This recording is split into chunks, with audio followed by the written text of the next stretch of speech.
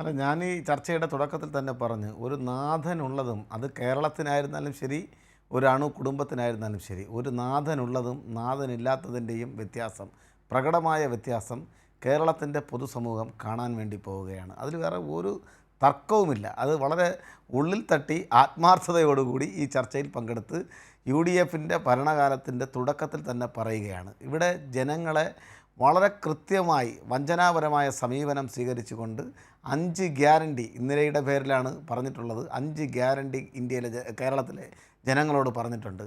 ആ 5 ഗ്യാരണ്ടിയെ സംബന്ധിച്ച് ഞാനിവിടെ വിശദമാക്കാൻ ആഗ്രഹിക്കുന്നില്ല. അതിനകത്ത് 3000 രൂപ വയോജനങ്ങൾക്കുള്ള പെൻഷനുണ്ട്. കോളേജ് വിദ്യാർത്ഥികൾ പെൺകുട്ടികൾക്ക് 1000 രൂപ വെച്ച് അവരുടെ അക്കൗണ്ടിലേക്ക് വരുന്ന പ്രക്രിയയുണ്ട്.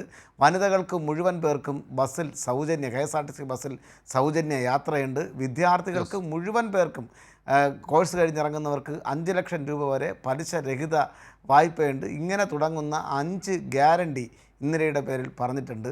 ആ ഗ്യാരണ്ടി ഉൾപ്പെടെ നടപ്പിലാക്കാൻ കൃത്യമായി ഹോംവർക്ക് ചെയ്ത് വരേണ്ടുന്ന ഒരു ഗവൺമെൻറ് നേതൃത്വം നൽകുന്ന ആളുകളാണ് ഇന്ന് ഈ മനുഷ്യൻ നീതിമാനായിരുന്നു എന്ന് അടിക്കടി ആവർത്തിച്ച് നവമാധ്യമങ്ങളിലും അല്ലാതെയും പറഞ്ഞുകൊണ്ടിരിക്കുന്ന ഉമ്മൻചാണ്ടിയുടെ പോസ്റ്റർ ഫ്ലക്സ് തെരുവോരങ്ങളിലിട്ട് തീർച്ചയായിട്ടും അത് വലിയ കഷ്ടം തന്നെയാണ്. എന്തായാലും ഒരിക്കലും കോൺഗ്രസ് അത് ചെയ്യാൻ പാടില്ലാത്തത് തന്നെയായിരുന്നു എന്നുള്ളത് കാര്യം എടുത്തു പറയുന്നത്.